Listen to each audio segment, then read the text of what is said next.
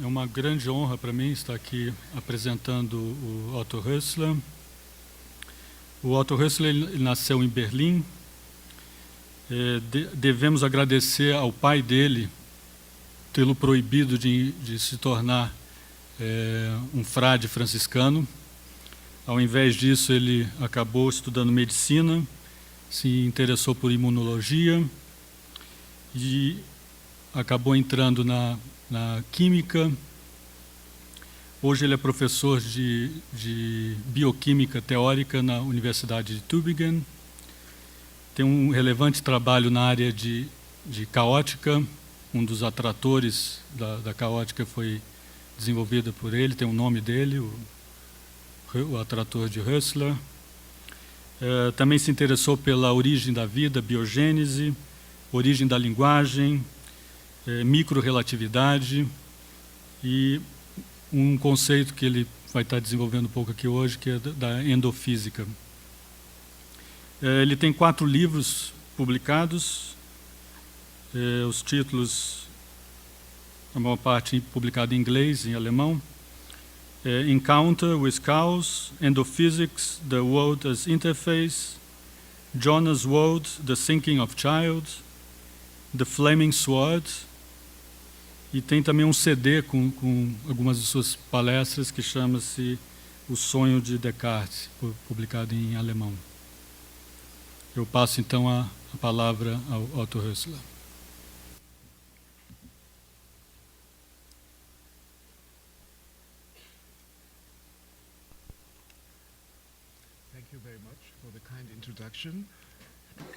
Obrigado pela sua apresentação tão amável. É uma grande honra estar aqui. E não sei como sobreviver a essa ocasião agora, porque esse é um encontro tão interdisciplinar. Essa organizada, uma vez eu participei de uma conferência organizada pela Christy Sommer, que foi chamada Arte e Ciência, acho, e essa conferência está parecendo para mim como a ciência na arte. E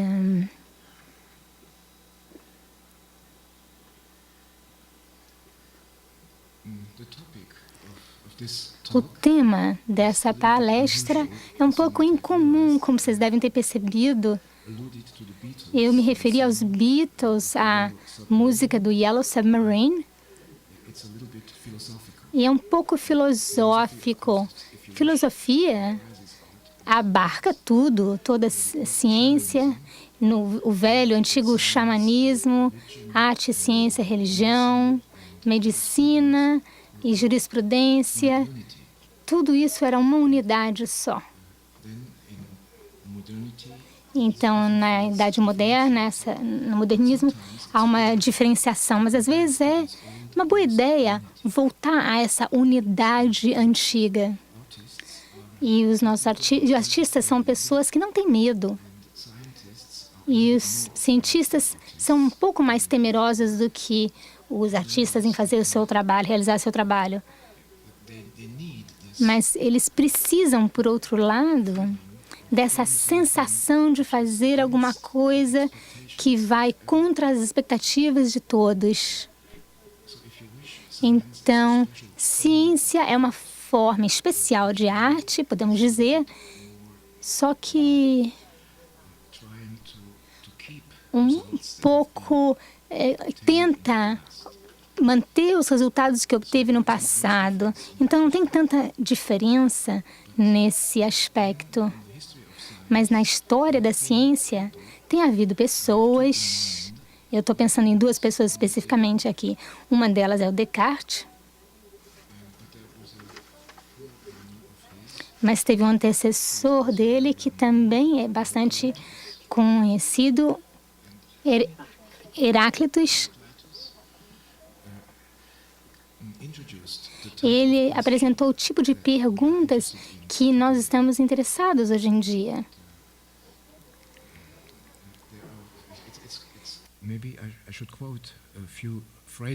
Eu deveria citar algumas das frases dele. Vocês sabem que Heráclitos viveu entre mais ou menos 400 anos antes de Cristo. Só pouquíssimos fragmentos de seus trabalhos permaneceram. E todo mundo pode se tornar um especialista em Heráclito lendo só 10 páginas do que sobrou. Tem algumas declarações deles que são muito pouco conhecidas ou desconhecidas, e se você ler, são muito interessantes, surpreendentes. Eu estou pensando se eu devo contar a vocês ou não, mas uma delas é uma crítica aos contemporâneos, que eles dizem que eles estão lavando seus rostos, deviam lavar os rostos com excremento. Então, as pessoas querem se livrar do mal através da retaliação. Então, retaliação era uma das coisas que ele achava que era estupidez. E os contemporâneos deles não entendiam ele muito bem. Por exemplo, quando ele envelheceu, ele foi para a floresta e foi viver lá sozinho. Ele comia os alimentos e frutas silvestres, levando uma vida de um monge. E as pessoas riam dele, porque não sabiam o que era um monge. Então, na verdade, ele inventou essa ideia de ser um monge na história ocidental. E também é interessante que muitas das suas declarações curtas são bem conhecidas, mas foram traduzidas mal traduzidas. Uma das frases dele é que a guerra é o pai de tudo. Vocês já devem ter ouvido essa frase, mas é uma tradução ruim, é mal feita. Eu tive que aprender grego antigo na escola, não conheço grego moderno, mas são só 3 palavras. Pater significa pai, panton significa de todos e polemos significa a guerra. Então parece como a guerra é o pai de todas as coisas. Isso deve ser o significado, mas não é o significado, não é esse. O significado é que o pai de todos, entre parênteses, de todas as almas, todos os seres viventes, é a guerra, mas é a guerra no sentido de... Antigamente, não era bom ser forçado a ser parte da guerra. Era um executor. Era a melhor tradução disso.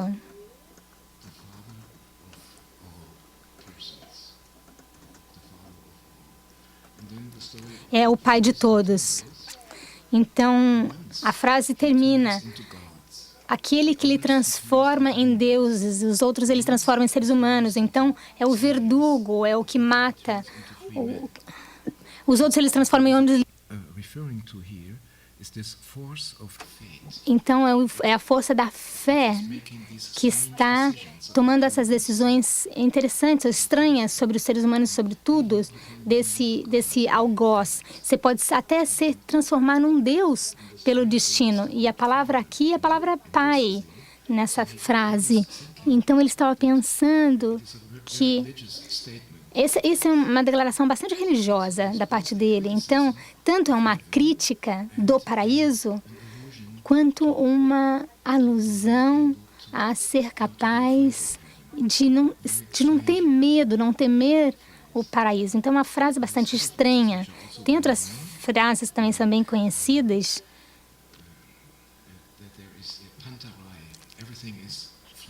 Tudo flui. É uma frase, outra que diz: Metabalon, a mudança causa o descanso. É uma mudança invisível. Essa ideia de mudança invisível é uma descoberta bem moderna. Na mecânica quântica existe um cientista chamado Everett.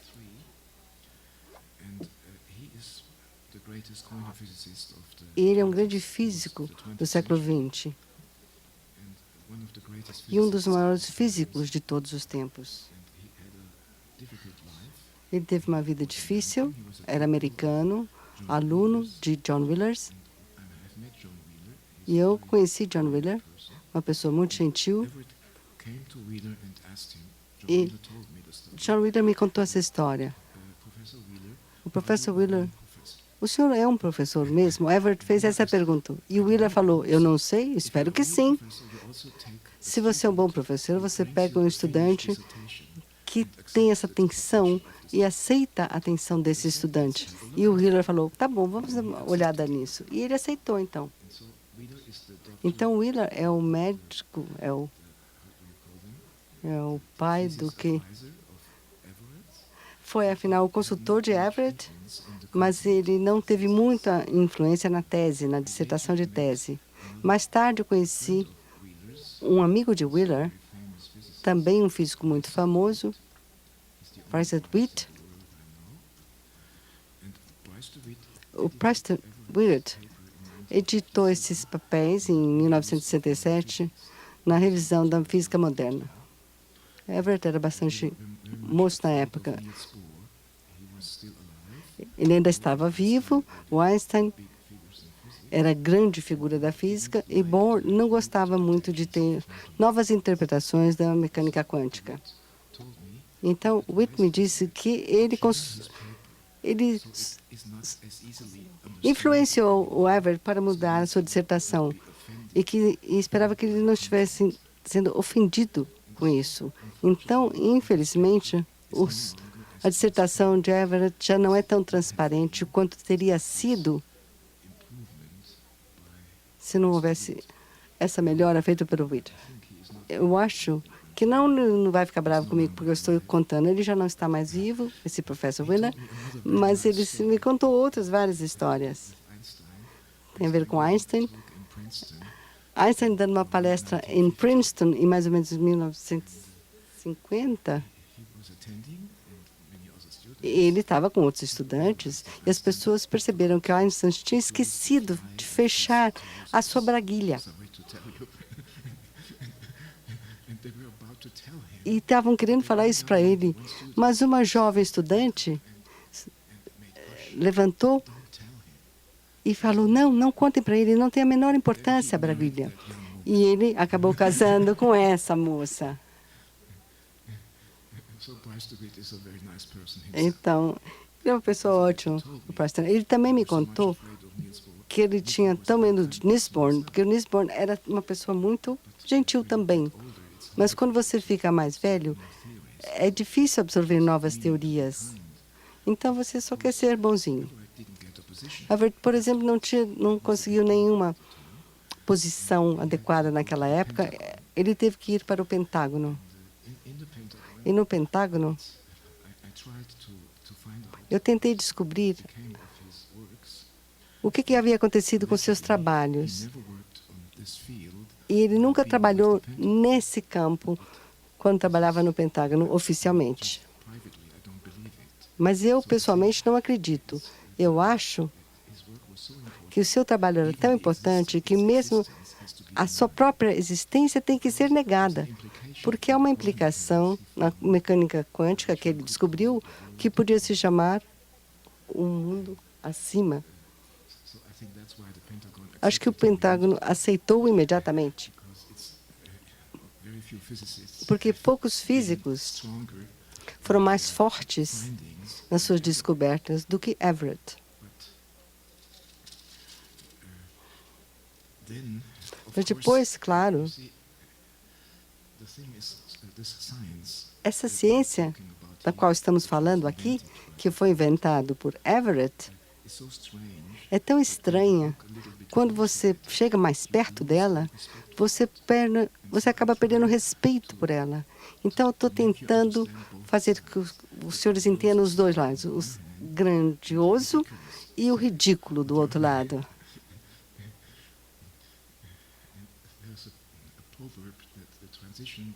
A transição, então, entre o sublime e o ridículo é muito tênue.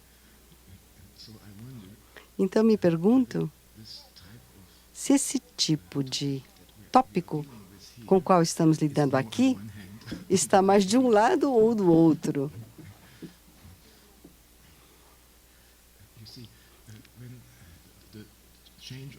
A mudança do mundo que Everett estava descobrindo deve ter mudando o mundo todo e uma nova tecnologia, que é essa tecnologia da mudança total do mundo. É uma coisa grandiosa. Mas se vocês olharem os detalhes, você começa a se perguntar, como é que isso aconteceria? Tem que ver com a interface. É a primeira vez que eu estou usando essa palavra aqui agora, interface. Então, vamos pensar na palavra interface um pouquinho.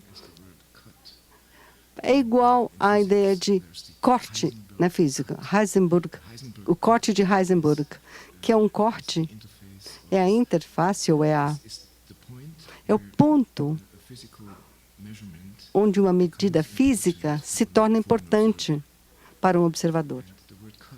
E a palavra corte parece como é uma coisa fria, como uma faca. E a interface não é como a faca. A interface tem um som agradável, é uma palavra simpática. Então, eu digo, a interface gentil e o corte sangrento. Então, nós temos duas faces. Então,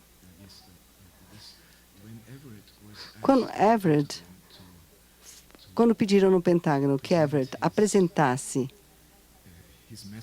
o seu método para mudar o mundo, ele pediu por um capacete. Ele pediu equipamento, então, para entrar nesse capacete, o laser, como se fosse um laser infravermelho, que não existia no momento. Você entraria dentro do cérebro com uma frequência bem definida, e daí você permitiria o sujeito mudar as frequências e pedir ao sujeito se ele sentia alguma coisa.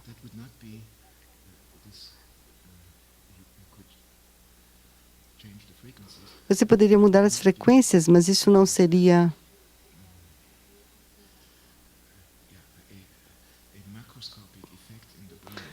teria um efeito macroscópico. Não seria como uma droga. Claro, você podia tocar numa droga e mudar o mundo.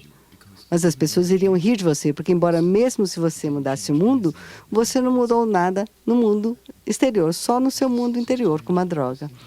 Então, essa noção de interface é interessante, do jeito que Everett coloca. Se é verdade, na física, essa é a teoria da interface. A física não depende no mundo como ele é tão objetivo que inclui tudo. Até o seu próprio corpo, o seu self inteiro, tudo. Que faz o universo físico como o vemos. Você é parte desse universo físico. Então, se alguém lhe pedir para explicar o mundo objetivamente, a única coisa objetiva que você pode dizer é uma descrição subjetiva, porque se você é parte do mundo, vamos chamar o mundo todo Psi sub 1. Everett usou esse sinal.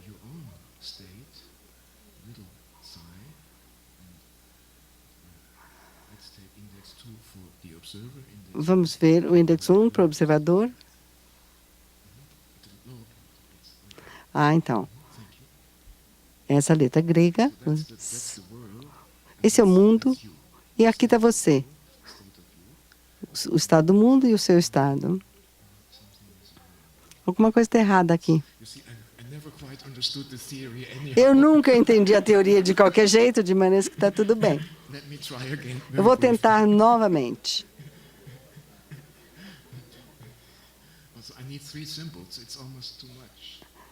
Às vezes é muita coisa. Eu preciso de o estado do universo como um todo. Vamos chamar isso de universo. compreende o estado seu, do observador, é você, e o estado de um objeto, por exemplo. Então, agora está tudo um pouco mais claro. Agora, então você tem que entender o estado do objeto. Então, você tem que pôr uma parte da equação do outro lado. Então, a equação se torna um pouco diferente. O estado do objeto é igual ao estado do universo menos o seu estado. O seu estado como observador, o que é bastante complicado, porque você faz parte da descrição do objeto que você quer descrever. Esse é o truque da teoria de Everett. Também é chamado many worlds, ou ele chamava de vários galhos, vários ramos. Ravidoid também teve um ótimo título, chamava Como tirar uma fotografia do mundo diferente de Everett, em 1987.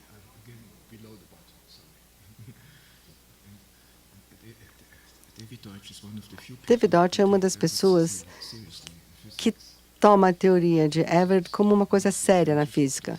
É um inventor do computador de quantum, então ele é uma pessoa poderosa. Mas ele não tem nenhuma posição, uma função em Oxford. Todo mundo acha que ele tem alguma função lá em Oxford, mas ele não. Ele gosta de morar em Oxford só.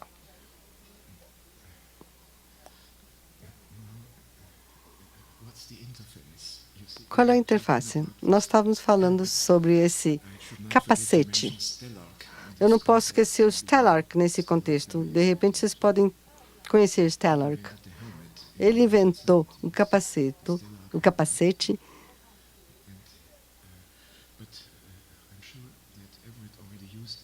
mas eu tenho certeza que o Everett já tinha usado uns 15 ou 10 anos antes. A noção do capacete, se fosse verdade, dentro da sua cabeça, aqui está a sua cabeça,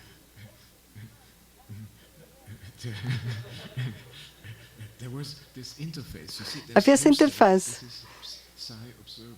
Esse observador, essa parte observadora, depois o universo todo aqui, e você quer observar qualquer coisa no universo, você tem que ser objetivo. O que quer dizer?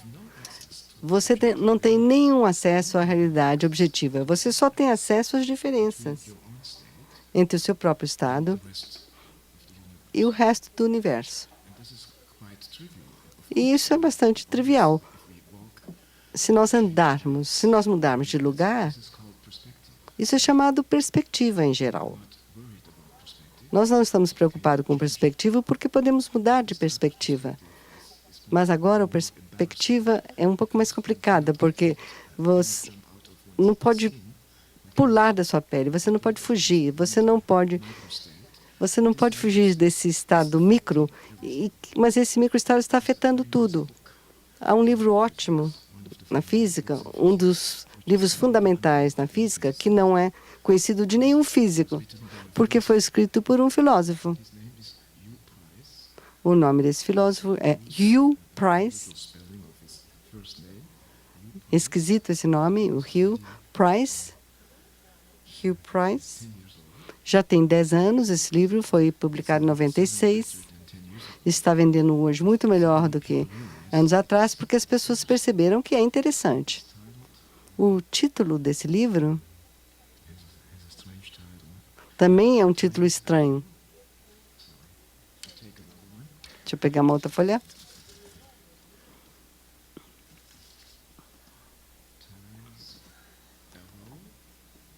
A seta do tempo e o ponto de Arquimedes. Eu estou mencionando por causa do ponto de Arquimedes. Arquimedes era um desses gregos antigos que tinha essa ideia. É o único grego que eu conheço que diz dos moi poistó,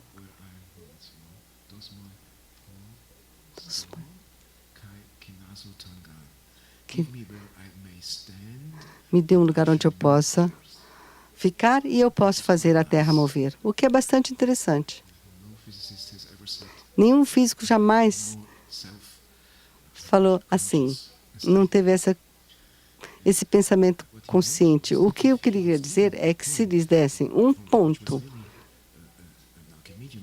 que fosse um ponto de Arquimedes mesmo, que fosse sólido, ele poderia empurrar o mundo usando uma alavanca. E o mundo seria como se fosse um planeta. Então, o ponto de Arquimedes é uma invenção profunda na endofísica. Então, essa seta do tempo também é uma questão na física. Eu tinha um grande amigo, Prigogine, que ganhou um prêmio Nobel. Ele era uma pessoa bastante modesta, mesmo assim. Quando eu vi a segunda vez, eu fui apresentado formalmente em 1983, em Austin, Texas, no Instituto de Estatísticas e Mecânica. E o professor Michael Turner nos apresentou. Ele me trouxe para essa sala, onde o Prigogine estava lá, e depois saiu da sala, de costas. Era uma sala tão pequena, mas era impressionante todo esse local. E ele me disse, se ele soubesse tanto que o Boltzmann soubesse, ele estaria contente. Ele não estava mentindo aqui, porque Hugh Price criticou Prigogine muito no seu livro. Mas se você comprar o livro, vocês vão ver que na orelha de fora tem uma declaração de Prigogine, que é um livro muito importante. Então, Prigogine foi capaz de, através do criticismo, da crítica, ver a imortalidade daquele livro. Ele queria fazer parte daquela imortalidade que Hugh Price conseguiu dar a ele. O livro começa com uma frase muito boa que diz o seguinte: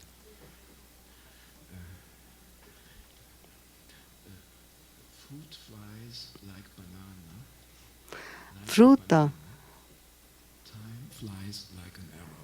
Então, a fruta tem os frutos como uma banana. Agora, voa como uma banana e o tempo voa como uma seta. Eu não sei se isso vai ser possível de ser traduzido em qualquer outra língua. É Groucho Marx, é tudo uma brincadeira. Aliás, a endofísica é uma piada, mas é uma piada séria. É uma piada séria.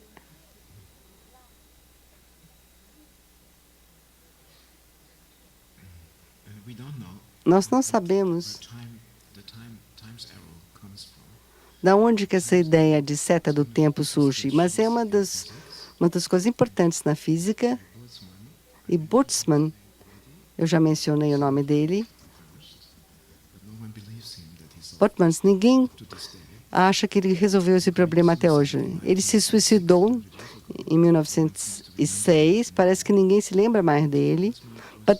Mas o Boltzmann foi um grande físico, de acordo com Einstein.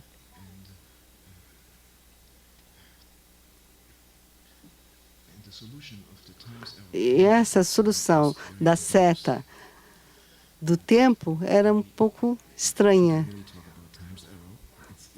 Esse é um problema, a seta do tempo. Eu planejei. Hans Stiepner é um jovem cientista que primeiro tentou implantar uma máquina para a endofísica. Se nós queremos convencer as pessoas que a endofísica está aqui para ficar, como Everett tentou convencer o Pentágono, então nós vamos ter uma dificuldade, como eu já lhes disse. A abordagem da endofísica é mais ou menos assim. É fácil fazer o esboço. Vocês já viram isso antes, com certeza. É chamado um laptop.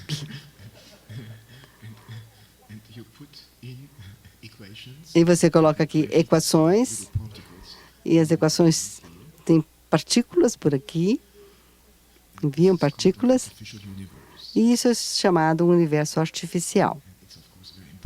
Claro que é bastante importante, mas ninguém acha que é importante. Você está aqui fora, você pode dar uma olhada para baixo e você pode reprogramar tudo dentro dele. E essa tem uma longa história na ciência, e na filosofia, e na religião. Maxwell e Boltzmann trabalharam nesse campo de mecânica estatística, onde há várias partículas, e ambos perceberam que nós também somos feitos de pequenas partículas. Nós também somos feitos de partículas. No cérebro, por exemplo, em cada célula nervosa, vocês têm vários elétrons, várias moléculas, é claro. Nós temos abstração delas. Nós não achamos que somos definidos por moléculas. Nós somos definidos, como nós somos bonitos, ou qual a nossa idade. Mas nós jamais pensamos nos nossos elementos do nosso corpo tendo uma função. Mas se nós estivermos sendo objetivamente sendo descritos por um observador, seria uma nuvem de pequenas partículas voando que se organizam de alguma forma. Seria impossível ver essas pequenas coisinhas. E Boltzmann teve a ideia, nós podíamos construir, ele deu uma equação de um outro universo, onde várias partículas se interagem e juntas produzem um neurônio, um isolador, um isolante, uma coisa que tem um comportamento microscópico, como uma célula nervosa no nosso corpo. E essa célula, então, teria pequenos elementos num nível mais baixo e tudo. Então, essa seta do tempo não existe no nível menor. Essa é a mensagem no livro. Mas claro que para nós, o tempo realmente tem uma seta. Esse é um milagre. Por exemplo, se o tempo fosse invertido, a seta ainda existiria. Então, microscopicamente, não há nenhuma seta. Nem essa, nem aquela seta. Mas, macroscopicamente, nós temos uma seta, sim. E Boltzmann percebeu que, mesmo assim, a descrição microscópica é que é a correta. Só existe uma descrição microscópica. Mas, se isso fosse verdade, então, se nós invertêssemos o tempo no nível micro, essa distinção é bem incomum. Ele descobriu um algoritmo, ele pôs a ideia de Boltzmann no laptop e ele pôde, então, implantar um neurônio isolado, no exemplo que ele deu, mas isso pode ser convertido num sistema excitável. Então, pela primeira vez, ele conseguiu simular um único neurônio, mas com alguns princípios, num universo artificial. E nesse universo, pela primeira vez, verificar essa declaração de Boltzmann, que só existe no microscópico. E daí, no macro, da descrição microscópica, saiu a macro. Nós sempre pensávamos que nós tínhamos roupas, mas, de repente, alguém nos fala que debaixo das nossas roupas, nós ainda temos partículas, e essas partículas fazem coisas por conta própria. Se nós quisermos entender como é que nós funcionamos, nós precisamos levar em consideração essas partículas. Então, se nós temos uma discussão dessa microscópica com uma lente de aumento do nosso próprio corpo, nós não poderíamos descartar os elementos pequenos que estão se movendo e estão interagindo ali. E se for correto, que você pode simular isso num computador, num nível mais baixo, num nível inferior, daí você pode, então, mostrar que nada muda para o indivíduo dentro. Então, de repente, nós temos uma forma de entender e observar as coisas sobre a nossa própria interface de uma forma objetiva. Eu não dei aqui a lente de aumento para aumentar essas partículas do seu corpo. Agora estamos falando sobre anatomia, eu acho, ou fisiologia, talvez. É quase entediante, né? Mas vocês podem ver que o Andreas Vesalius, um grande anatomista que fez as imagens lindas do corpo humano depois de Da Vinci, todas essas pessoas em medicina não foram capazes de chegar ao nível mais baixo de partículas interativas. Como eu já mencionei, são chamadas nulas. Nós realmente quisermos verificar se o mundo é construído consistentemente com uma máquina, máquina e consistência é a mesma coisa. Se nós acreditamos que é assim que o mundo funciona, e quase todo mundo no mundo ocidental acha isso, todos acham que essa é uma metáfora ruim de René Descartes, quando ele inventou a máquina. Parece que é interessante, mas não é. Descartes era muito charmoso, uma pessoa muito amável, gentil. Uma das imagens dele, esqueci o nome, de um pintor holandês que não é muito famoso, mostra quanto ele se importa quando você olha para o rosto dele nessa imagem, nessa pintura. Eles tinham essa suspeita, primeiramente, de que o mundo poderia ser uma máquina. Era só uma suspeita. E as pessoas, então, queriam saber por que ele queria que o mundo fosse uma máquina.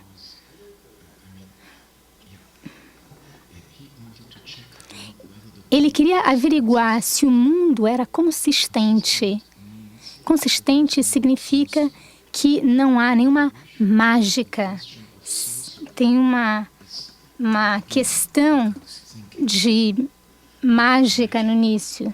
Uma questão do início do pensamento do Descartes, de magia. Ele tinha uma razão para ficar com raiva do mágico. Não era um mágico real. Quando ele tinha 23 anos de idade, foi em 1619, ele perto de uma cidade de Ulm, onde nasceu o Einstein. Ele não sabia isso, que o Einstein era, sei lá. E ele estava no inverno, estava nevando, ele era um oficial do exército e tinha um edifício inteiro para ele mesmo, e ele sempre ia dormir muito tarde, quase de madrugada, e a cama dele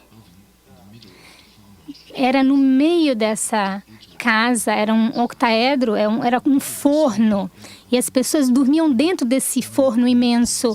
Era o único lugar que não era frio ou gelado num prédio, então eles dormiam dentro desse forno enorme. E ele tinha pesadelos. E ele teve pesadelo que tinha uma mesa do lado da cama dele e um livro. Um livro que estava em cima dessa mesa. E era um livro muito importante, ele era muito jovem, ele não sabia o que fazer com a sua vida. E esse livro tinha um título que eu esqueci, na verdade.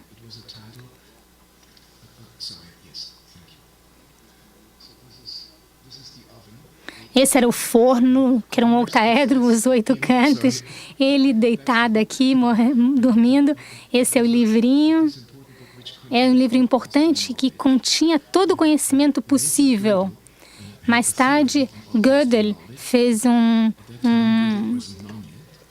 ele pensou sobre todo o conhecimento total, mas Gödel não era conhecido naquela época e tinha um capítulo que tinha um título muito bom nesse livro. Ele sonhava em latim.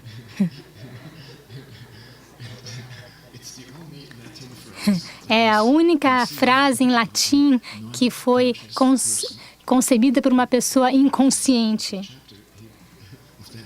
E o capítulo daquele livro era chamada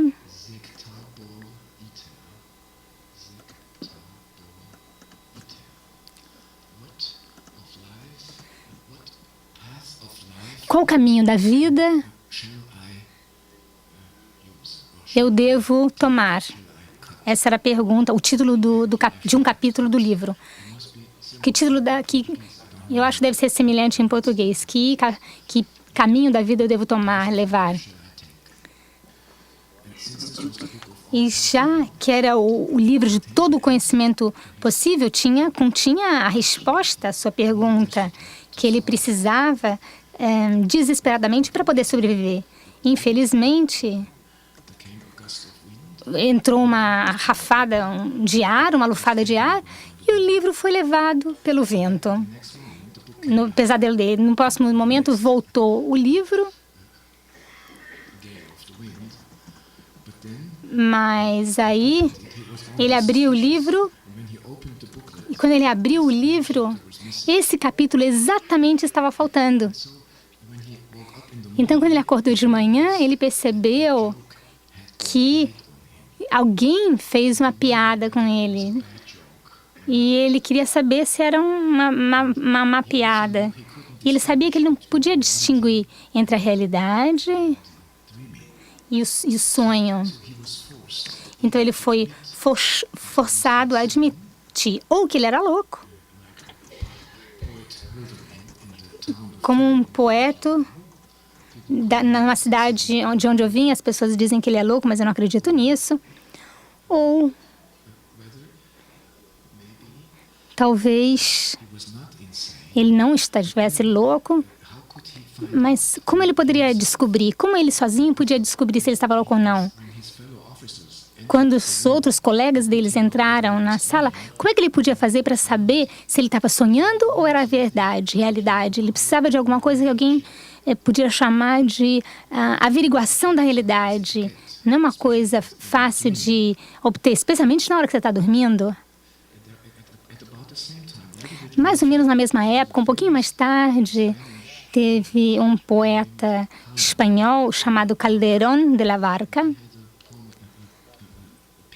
que escreveu uma obra chamada La vida é sonho. A vida é um sonho. Eu não sei falar espanhol, então a vida é um sonho. É inacreditável que essa ideia da vida ser um sonho apareceu no mesmo século para duas pessoas. Descartes, em 1619, e a Calderón, 1629, mas eu não tenho certeza. Tem alguns especialistas que conhecem melhor essa data, com mais precisão. Mas a ideia da vida ser um sonho no teatro, nessa obra de teatro do Calderón, está bem relacionada a essa pergunta do Descartes. Calderón era um humanista e Descartes era um cientista, apesar de ter estudado, apesar dele ter treinamento em outras áreas. Jurista, legal, treinamento legal, mas ele queria saber se essa crueldade que foi feita, a crueldade do sonho ou do pesadelo, ou talvez não fosse um sonho, fosse mais que um sonho, mas quase realidade, a crueldade disso que foi feito com ele, desse sonho, poderia ser uma forma de máscara. Ele poderia tirar uma máscara do sonho, daquele momento dele receber o sonho. Então, DGI, que significa aquele momento do sonho ser dado. Não sei se era inimigo ou a pessoa ou o instante que ele teve que lutar, com o qual ele teve que lutar para descobrir se realmente era alguma coisa ruim ou não, mal ou não. Lembra que a gente falou sobre o pai de todos, que era o algoz, um carrasco, antes de Heráclitos.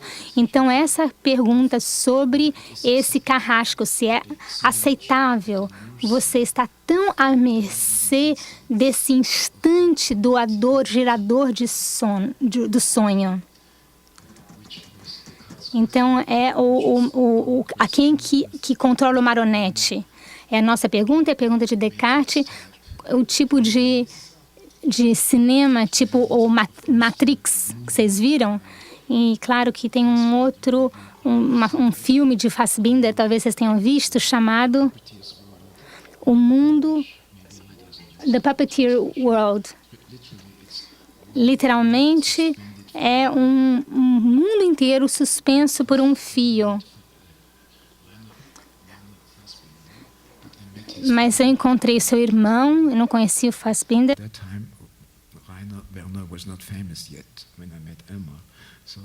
Eu não encontrei ele, não conheci, só conheci o irmão dele. Infelizmente, eu nunca encontrei o cineasta, não conheci, mas eu vi o filme sobre esse dono de fantoches, de marionetes.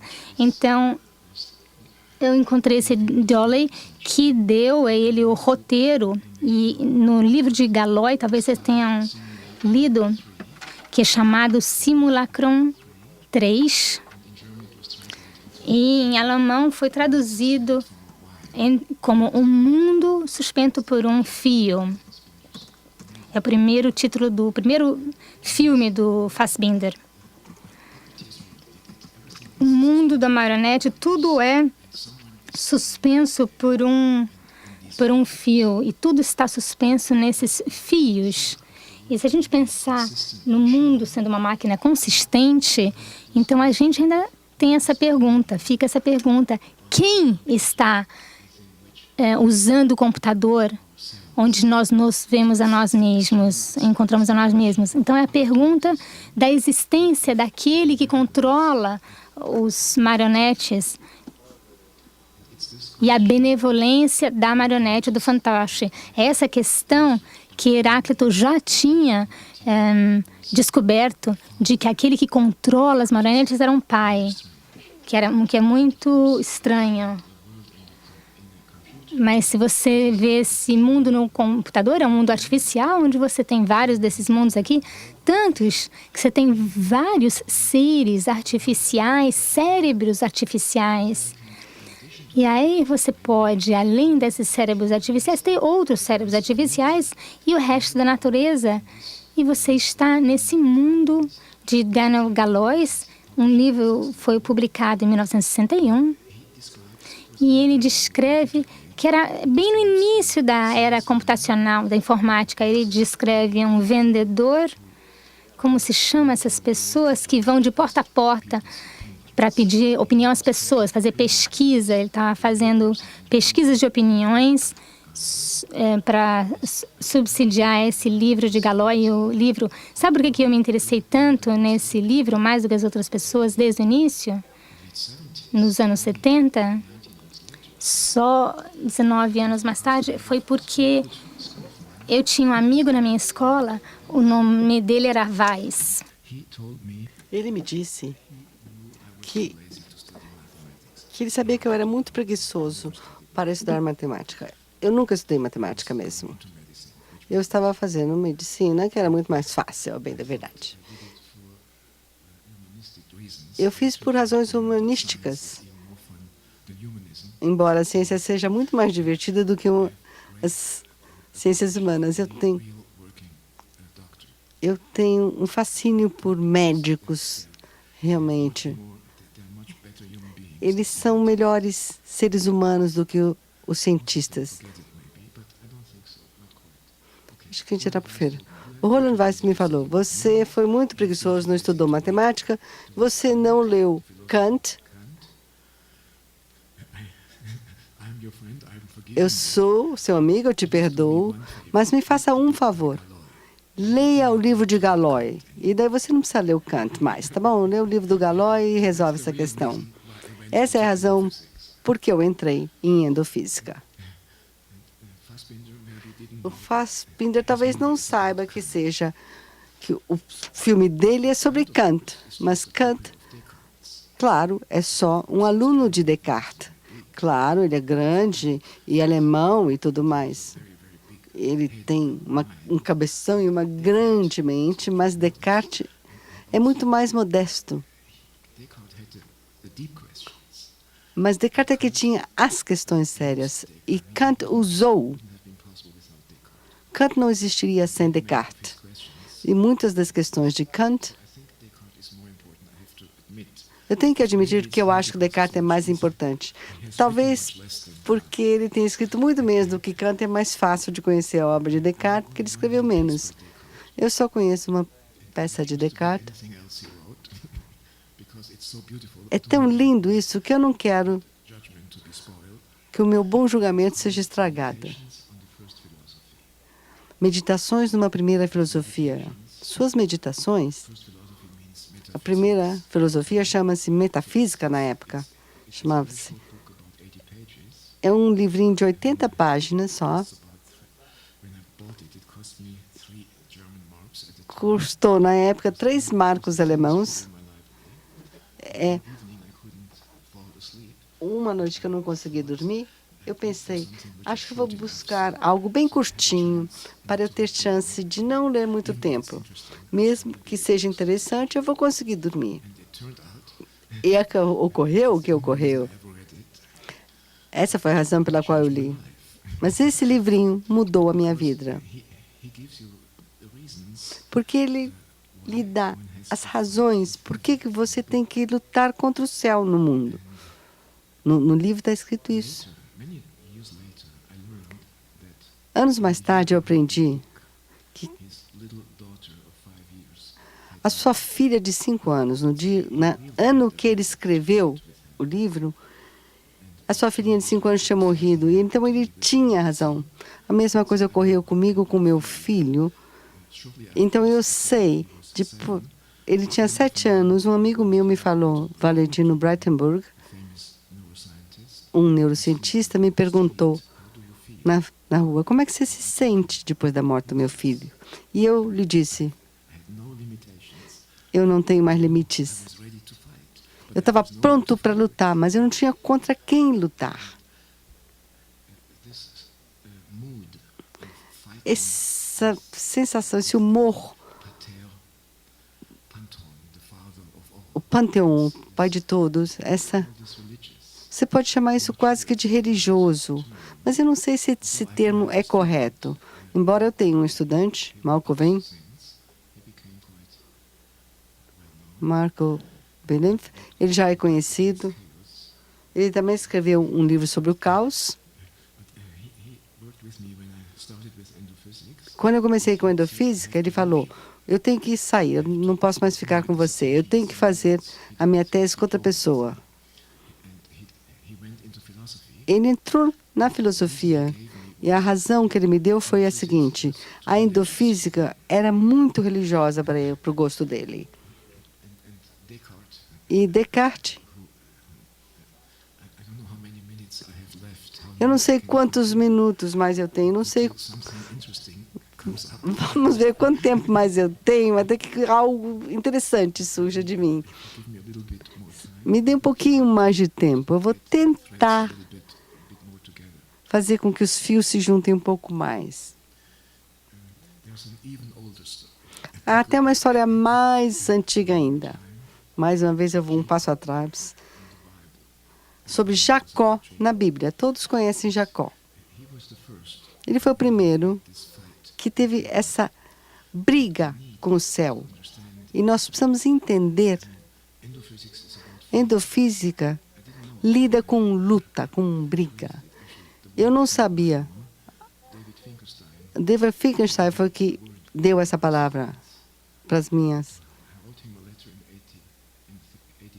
Acho que 83, mais ou menos. E eu perguntei a ele se ele concordaria que existem 2 físicas. A física conhecida, a física de fora, você acha que você tem esse grande privilégio, e a física de dentro. E a física de dentro é a real. E ele falou, sim, eu concordo. Eu sei que essa diferença existe. Por que você não chama isso de exofísica e endofísica? E eu perguntei se eu poderia usar as palavras no futuro. E ele, então, me cedeu a permissão para usar o seu termo, endofísica. E esse tipo de física que Heráclito estava lidando, Descartes estava lidando, Maxwell Leighton, mais tarde.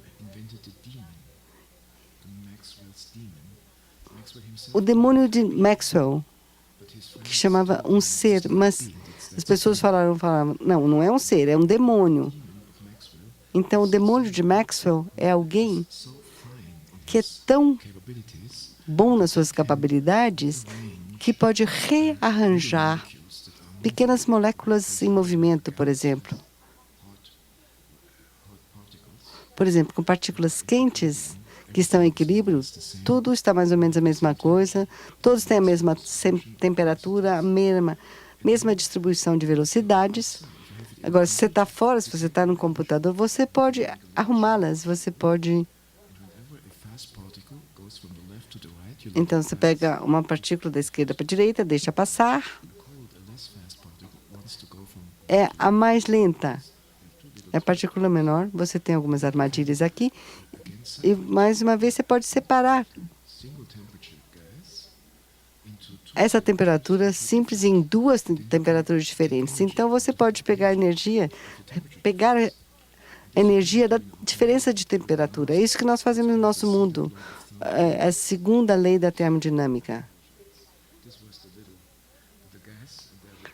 Aqui nós temos essas duas armadilhas e o demônio pode fazer com que as partículas mais rápidas girem para um lado e para o outro. E você tem um gradiente de temperatura e energia de nada, que seria ótimo ter uma energia do nada. Por exemplo, para a indústria brasileira seria perfeita. Embora, às vezes, a gasolina não seja tão ruim. Mas, enfim. E todo mundo sabe que não é possível. Clausius, acho que foi Clausius que disse, que descobriu a noção de entropia, que as coisas crescem espontaneamente, você não pode, mas o demon pode fazer isso. Então, nós falamos sobre o pai, o demônio, o demon, Hans Dibner, sentado em frente ao seu laptop. Essa exterioridade vertical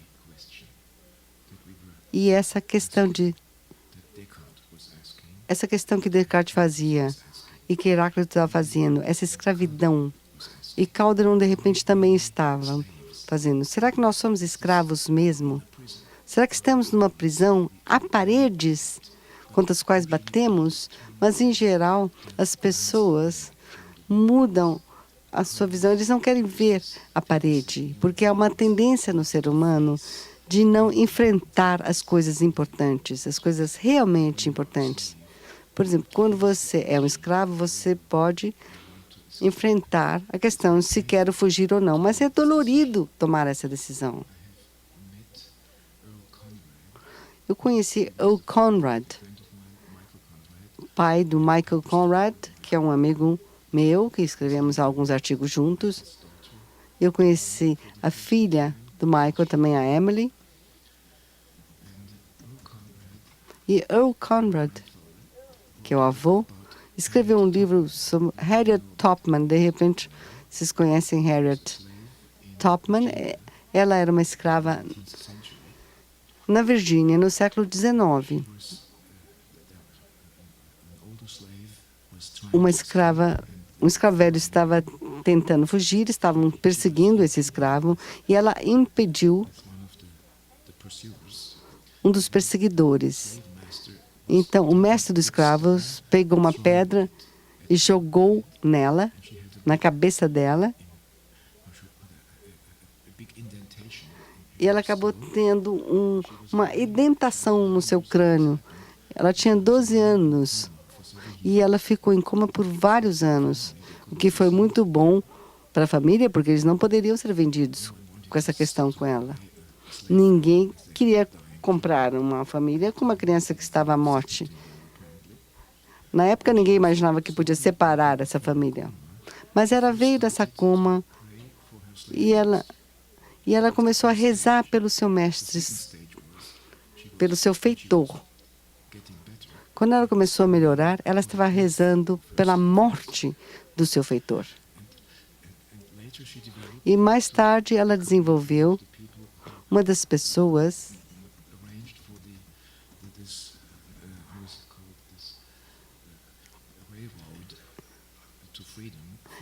ela conseguiu ter essa luta pela liberdade em alguns estados da América do Norte. E ela foi para o Canadá. E ela foi a primeira ativista dos direitos humanos, Harriet Tubman. Martin Luther King, por exemplo, vem depois dela e tudo. Earl Conrad conheceu-a quando ele era criança. E como é que se chama essas pessoas? No parlamento, no Congresso de Nova York. Ele escreveu a primeira biografia dela.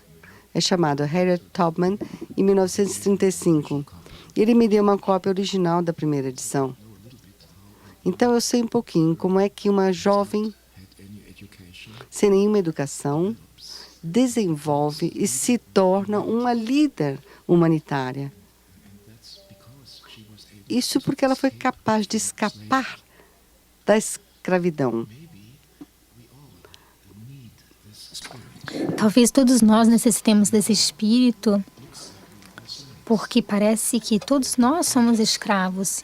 E Heráclito teve essa visão, Descartes também, essa ideia. E se for verdade que o mundo é uma prisão, então é muito importante sobre maneiras de sair fora dele, escapar. Tem uma música famosa, Ninguém Sai da Sua Vida. Acho que vocês podem saber, é do Peter Weibel. Ele tocou isso quando ele fez essa primeira conferência sobre endofísica. Uma máquina de escapar, um Ford Mustang, acho que vocês conhecem.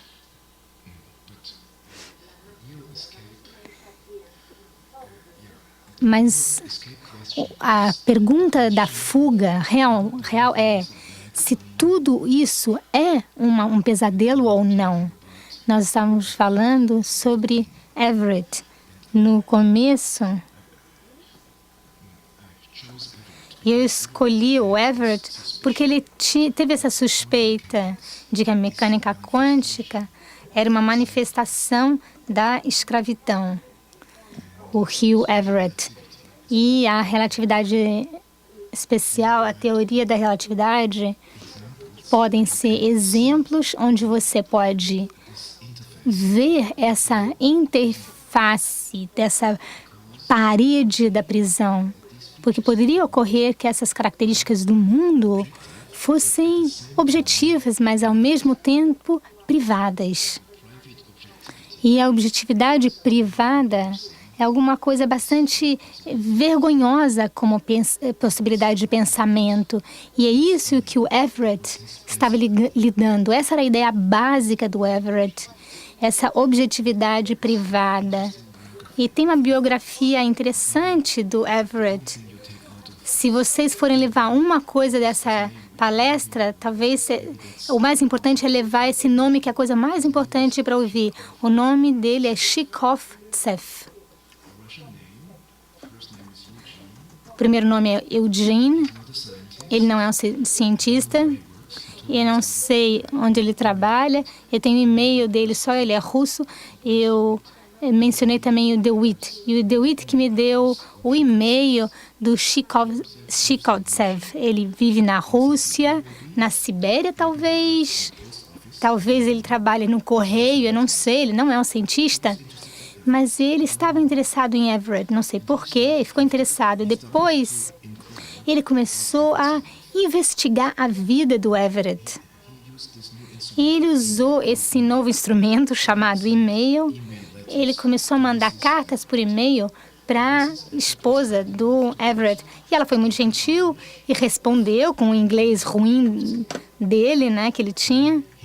E ela começou a dizer para ele, contar a ele tudo que ela sabia do esposo dela. E ele entrevistou também a filha do Everett, o filho e várias outras pessoas que eram conhecidos do Everett. E ele criou no final uma biografia dele, do Everett. Você vai encontrar essa biografia se você digitar o nome deles na internet. Mas tem também o tradutor que traduziu esse russo, esse inglês ruim para um inglês bom. Ele também melhorou um pouco o conteúdo. Espero que ele não fique bravo comigo porque eu estou dizendo isso. Mas o conteúdo tem um inglês muito melhor. Pelo menos em um lugar é que a verdade não está tão clara para mim, apesar do inglês ser melhor. Um dia ele estava dirigindo pelo país com o carro dele e ele deu uma carona para alguém que estava no meio da estrada e essa pessoa tinha estudado por acaso teologia e eles começaram a discutir teologia nessa viagem. Depois de 2 dias de discussão mútua no carro sobre teologia, eles se separaram e, como um destino, Everett aprendeu mais tarde que essa pessoa desconhecido que ele deu carona cometeu suicídio por causa da discussão que teve com ele no carro. Uma história muito estranha isso não está tão claro na biografia atual como a biografia original que foi escrita. Já não dá para ter certeza, mas foi isso que aconteceu mesmo. E tem outra história que você pode ver que tudo isso é muito perigoso. Espero que vocês não lamentem terem vindo aqui a essa palestra hoje, mas tem outra história triste também. A filha do Everett, um dia, 10 anos depois dele morrer, ele morreu em 1982, 10 anos mais tarde, ela cometeu suicídio. E aí ela deixou uma carta. Ela explicou por que ela fez isso, porque ela queria se reunir com seu pai novamente, que é uma razão muito estranha para cometer suicídio. E tem um terceiro exemplo. Eu não sei se eu devo contar para vocês. Bom, é de um aluno meu, Marcus Fix. Ele nunca terminou os estudos dele. Ele era muito inteligente. Espero que ele esteja vivo ainda. Mas ele tinha essa ideia perigosa que ele chamou de roleta everettiana. É uma roleta russa com 6 tiros numa pistola, mas você tem que tomar uma decisão quântica para isso. É uma combinação de um jogo com a roleta russa, com a mecânica quântica.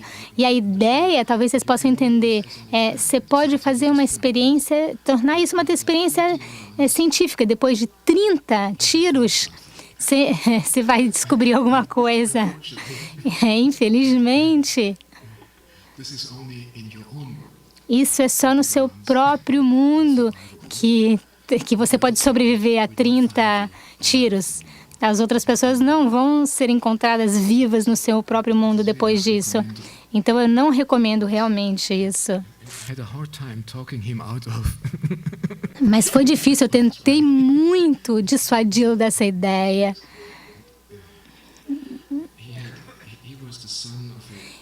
Ele era filho de um alemão, um político alemão, que trabalhava na Tanzânia, algum lugar da África Oriental.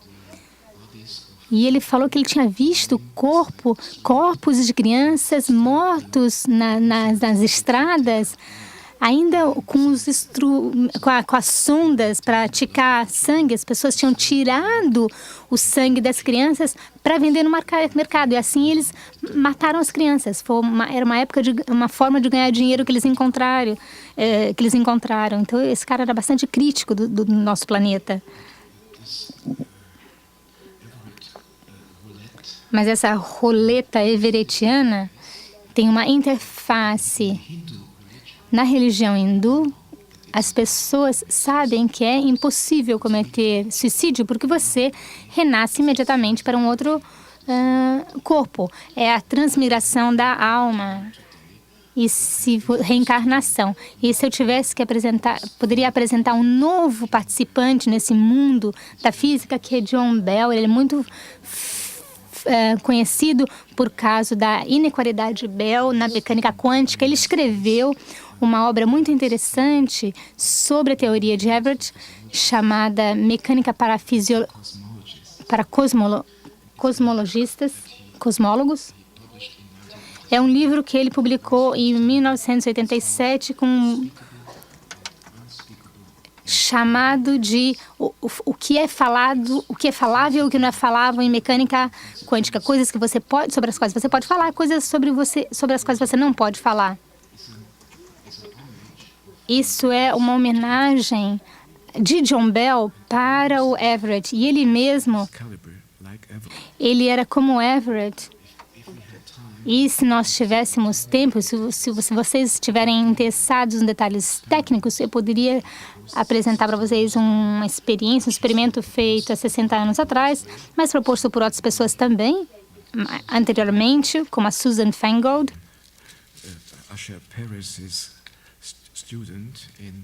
que era uma estudante em Tel Aviv, eu acho. Um experimento através do qual vocês podem provar o que ninguém acreditava quando o Everett dizia. Vocês podem provar de que existe mais de um mundo de Everett. É uma ideia de Einstein, na verdade. Eu poderia dizer, isso seria cereja no topo do sorvete. Eu poderia dizer como o público científico ainda não está acostumado com a seriedade da luta de Einstein contra a mecânica quântica. Muito em breve aqui, a ideia é, esse é um cone de luz, a luz vai em duas direções, aqui é o eixo do tempo, aqui você mede dois pontos correlacionados. Isso daqui é muito técnico, mas alguns de vocês podem gostar. São polarizadores da forma normal. Isso é chamado um experimento de Bell. Mas aí vocês podem provar que ou a mecânica quântica está morta ou a radioatividade não está correta. E Einstein pensou em 1935, ele quis atacar a mecânica quântica porque ele não podia suportar essa ideia desse aleatório, que não é causal, mas é mágica.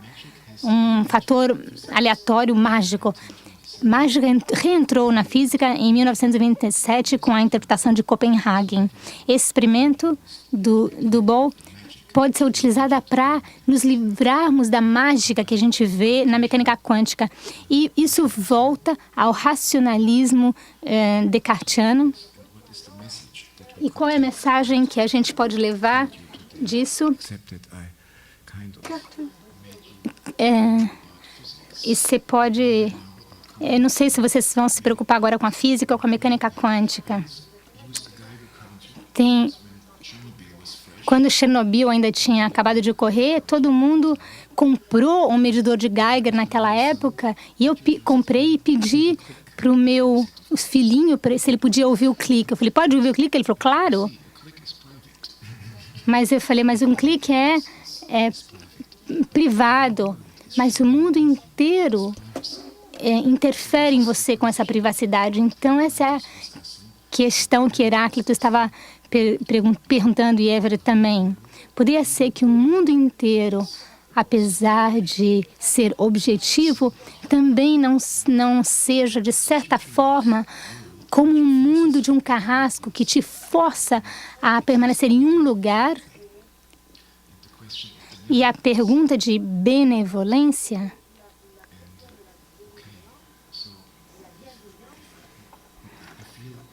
Eu acho que ficar com Heráclitos não seja uma má ideia. Talvez vocês possam me fazer perguntas, me forçar a revelar o que eu esqueci de revelar para vocês, porque conscientemente eu tinha tanto medo de revelar isso para vocês. Muito obrigada.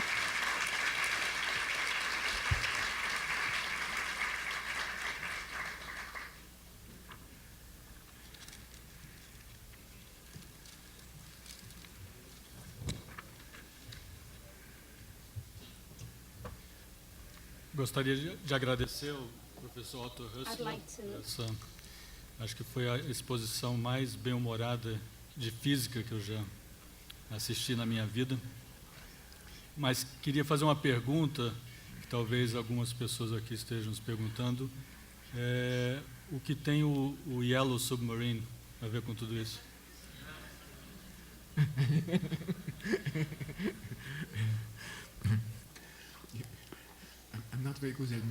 Eu não sou muito bom em música, senão eu cantaria música para vocês. Todos nós vivemos num submarino amarelo. Essa suspeita de Heráclito, de Descartes, desse sonho ter sido forçado para nós. Se há uma forma de escapar disso, eu acho que os Beatles tinham isso em mente. Eu não sou um especialista, de repente vocês podem me dizer melhor por que eles tiveram essa ideia do submarino amarelo. Cor é um milagre. As pessoas sabiam na ciência antigamente que você não precisa, que a física pode ser usada para provar que cor não existe. O agora também não existe. É fácil de provar, não há máquina que possa medir o agora. Mas ainda assim, nós vivemos no agora. E o agora é um ponto, é a codimensão. Nós temos uma dimensão aqui, que é uma codimensão. Nós estamos aqui para nós, é uma codimensão.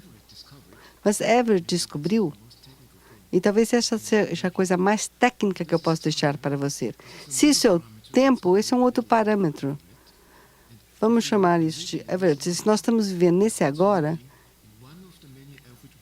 e nós estamos então vivendo em algum dos mundos de Everett, e o agora vem para nós contra a nossa vontade. Então, esse mundo de Everett nos é imposto contra a nossa vontade.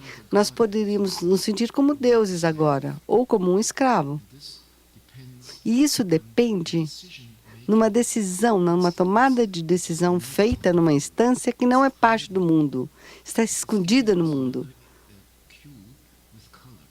Mas nós temos uma outra dica com cor. Cor também não existe no mundo, mas nós vemos a cor. Então, Heráclito dizia que havia algo como um pai atrás de tudo. E eu digo que se nós vemos vermelho ou amarelo ou qualquer outra cor, o que estamos vendo mesmo é o robe, o manto do anjo que está usando vermelho. E o submarino amarelo tem essa ideia do anjo amarelo permeando a música toda. E esse submarino teria um formato de uma garrafa de Klein?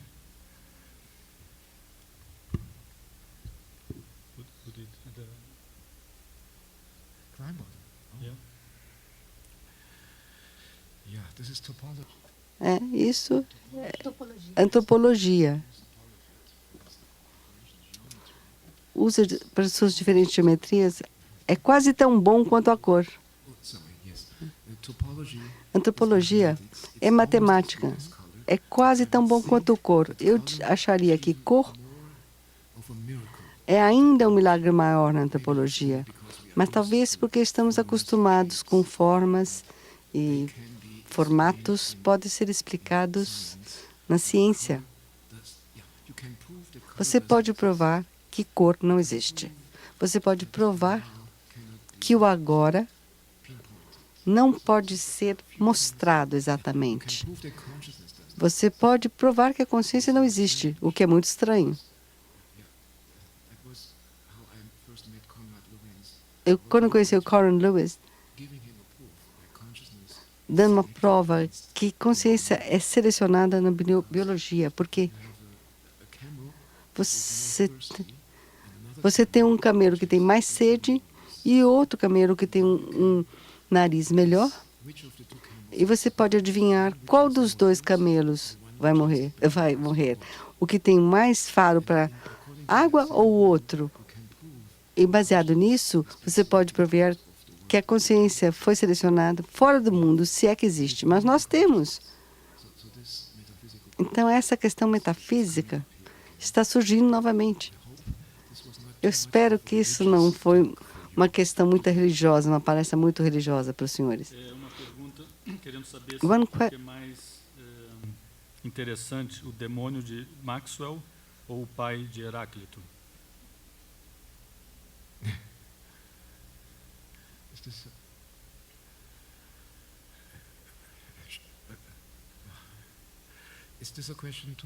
É uma pergunta para mim, essa?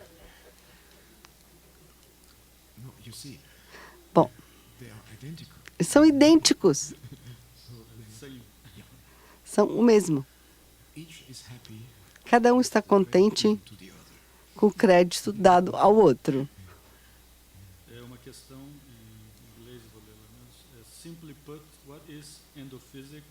O que é endofísica? E o que ela quer dizer sobre objetividade? É um assalto na objetividade, mas ao mesmo tempo reforça a objetividade. Essa esperança de Descartes. Por favor, deixe o mundo ser uma máquina. Por quê? Porque só se o mundo for uma máquina, nós não falamos sobre isso hoje ainda, é que você está ok. Você está realmente em equilíbrio. O Descartes não dá uma razão. Por que ele ganhou? Essa luta. Ele morreu com 54 anos de idade, que também não é muito sabido. O seu médico que lhe deu, que acompanhou durante os 10 dias da sua leito de morte, escreveu uma morte para um outro médico em Cologne. Nisso, acho que é Piso. Piso era o nome do outro médico. Daí um bisneto, ou mais que bisneto, tataraneto, Piso, também um médico, encontrou esses documentos antigos, editou-os e traduziu do latim para o alemão. Isso prova que o Descartes foi assassinado e ele sabia que ele havia sido envenenado e que ele não tinha medo da morte. Mas hoje em dia ninguém sabe que Descartes foi assassinado, porém. A questão, porém, aqui, por que o Descartes queria que o mundo fosse uma máquina? Por causa da fuga, que a consistência lhe dá. Mas por quê? Isso coloca Buda e Descartes muito próximos, de certa forma. Ambos acharam uma forma de escape. Buda escapava da reencarnação, da transmigração da alma. E Descartes descobriu uma forma de escapar, de fugir da suspeita, de estar preso por esse sonho. Ele até cunhou uma frase dita Deus maligno. Eu vou colocar aqui entre aspas, para que não ofenda. Mas ele usa Deus malignos. Descartes usa. Era a sua suspeita de estar sendo um escravo. E se o mundo for consistente, uma máquina objetiva, como a física, com a endofísica, acredita, se é que alguém acredita em endofísica, é claro, essa consistência lhe permite uma importância infinita. De acordo, eu mostrei aquela exterioridade vertical de ser. Estamos à mercê dessa instância que não podemos captar.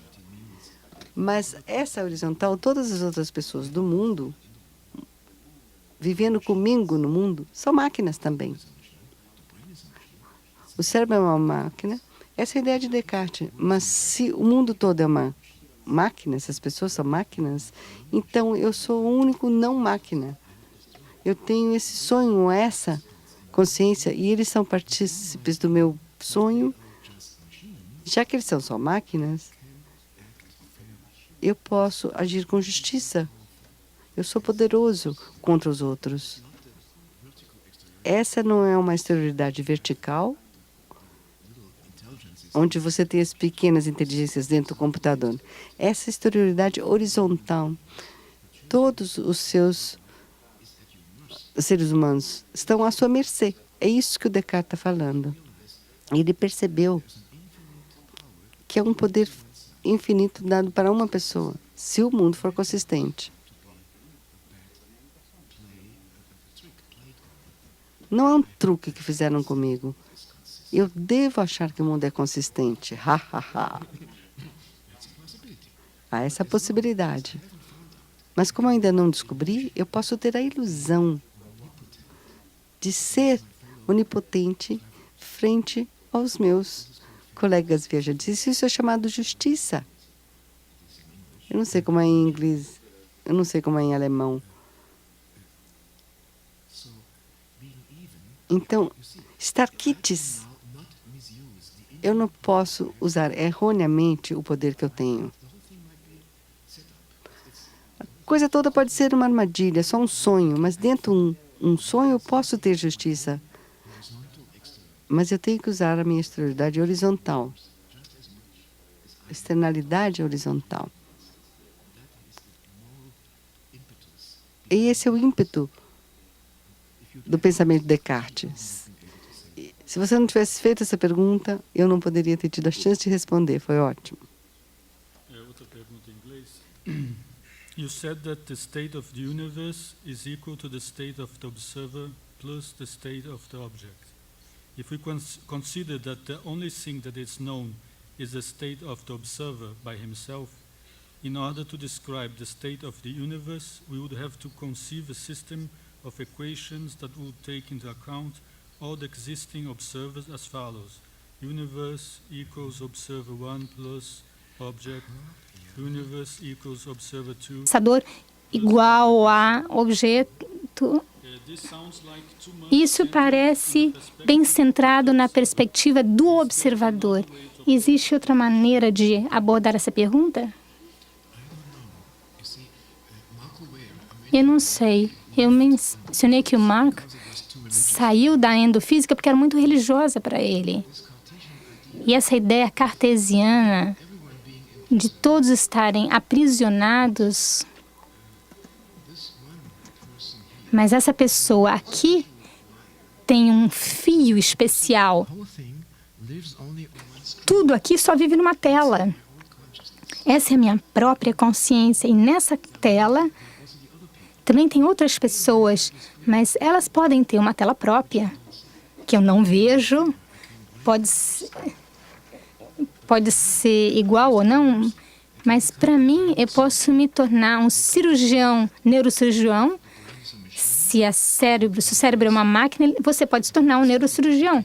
E ele descobriu que você pode tentar encontrar um local no cérebro onde a consciência esteja conectada. Então, esse pensamento moderno de Descartes foi motivado pela sua ideia de justiça exterior.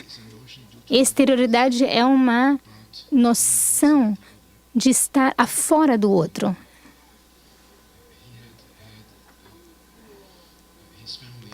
A família dele tinha sido morta a sangue frio na Alemanha por causa da sua descendência judia. Ele tinha um irmão menor e ele sempre esperou que... Ele queria sempre que o seu irmãozinho não tivesse sofrido tanto. E ele sentia que as pessoas têm um poder infinito comparado com outras pessoas. Algumas pessoas tinham esse poder infinito. E ele percebia a mesma coisa com ele mesmo. Então, é uma responsabilidade infinita que existe, implícita no racionalismo cartesiano. Mas eu sei que essa não é uma boa resposta para a tua pergunta. Isso aqui não é exatamente uma pergunta, mas vou ler de qualquer forma. What is color for a blind man?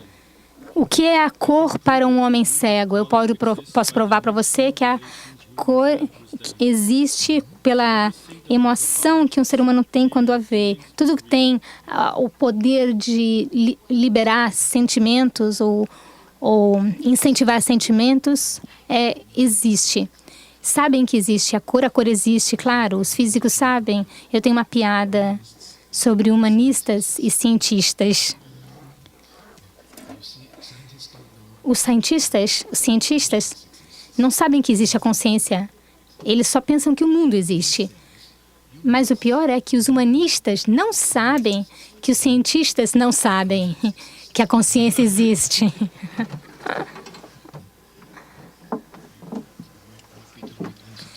De novo, não é a resposta certa para a tua pergunta.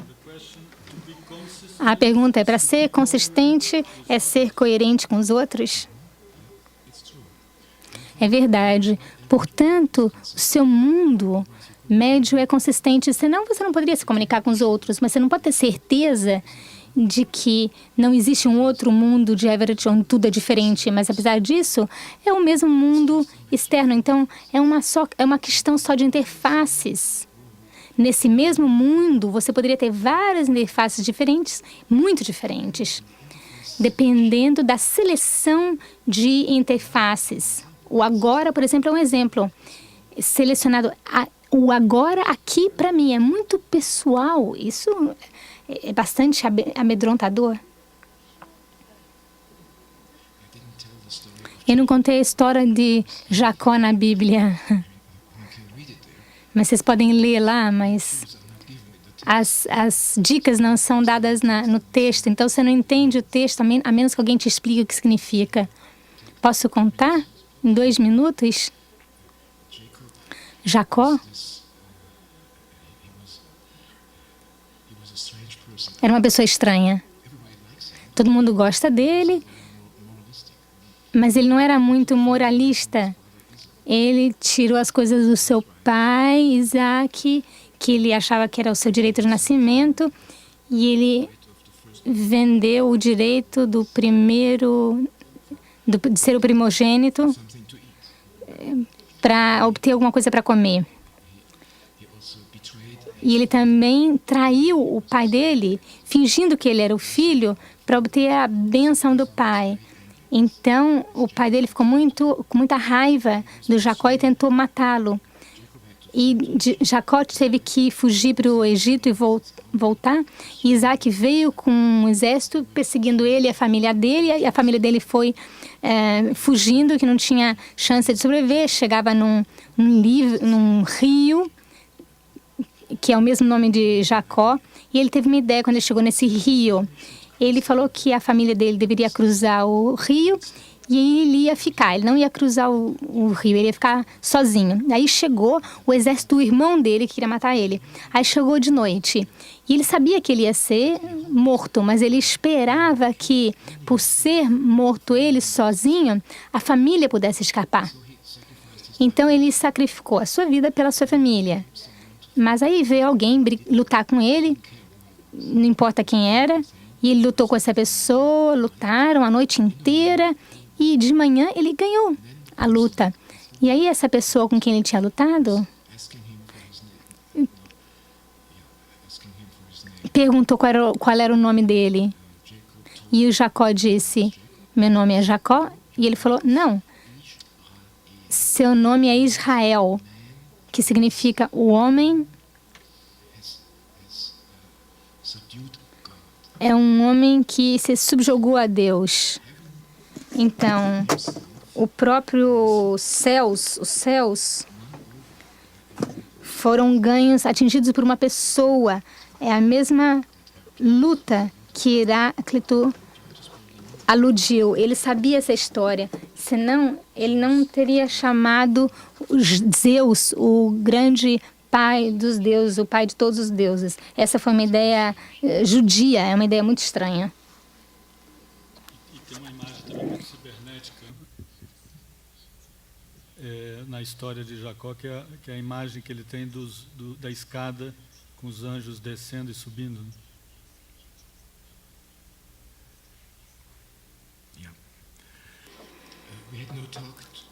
Nós não temos tempo hoje para falar sobre essa escada de Jacó, como é chamada essa passagem, mas tem um homem famoso na tradução islâmica chamado Avicenna, que teve uma teoria do mundo inteiro subindo aos céus em camadas, em passos.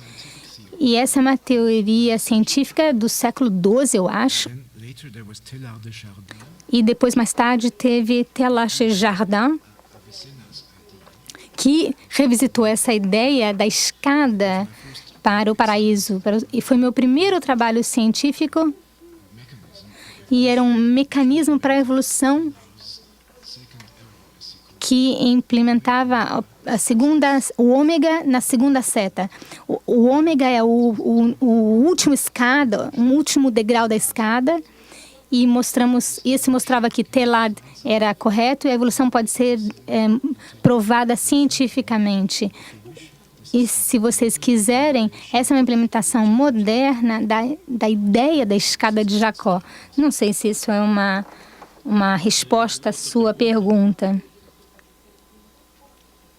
Como você, Otto Rössler, saberia que o mundo de Everett é real e não uma ilusão, um sonho ou uma prisão?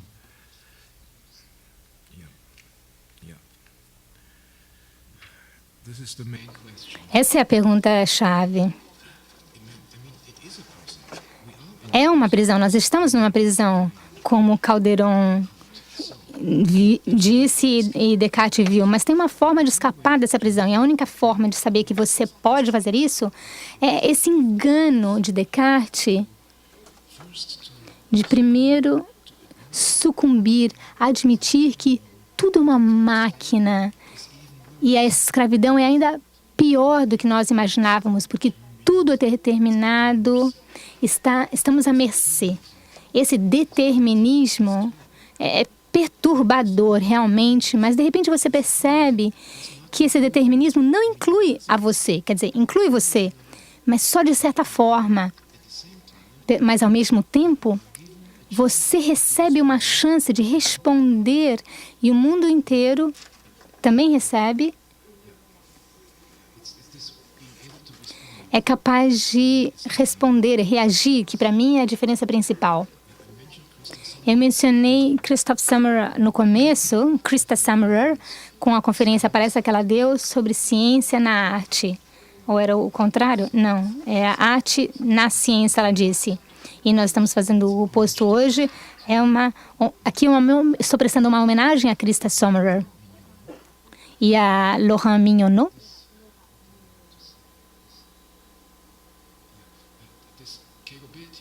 Essa capacidade de reagir.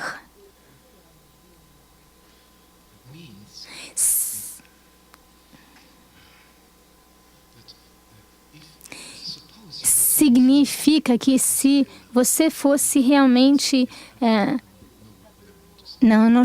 já sei o que quero dizer, não sei o que quero dizer. Bom, essa palestra da Christa sobre ciência na arte, eu tenho um artigo que tem um título. E o título é a resposta para a sua pergunta. Um programa pode forçar o programador a responder? Essa é a pergunta e a resposta é sim. É surpreendente, mas sim. Infelizmente, eu recebi uma nota do meu pai e a gente só tem tempo agora para uma pergunta a mais. Podemos colocar E the question... karma, reencarnação e endofísica na mesma discussão?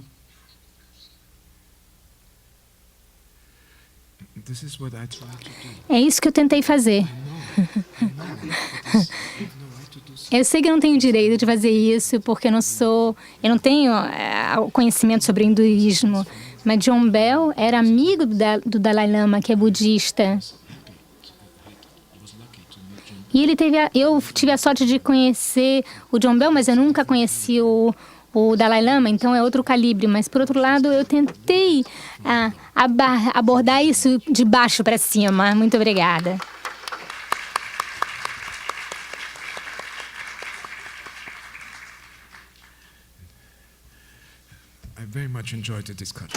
Gostei muito dessa discussão.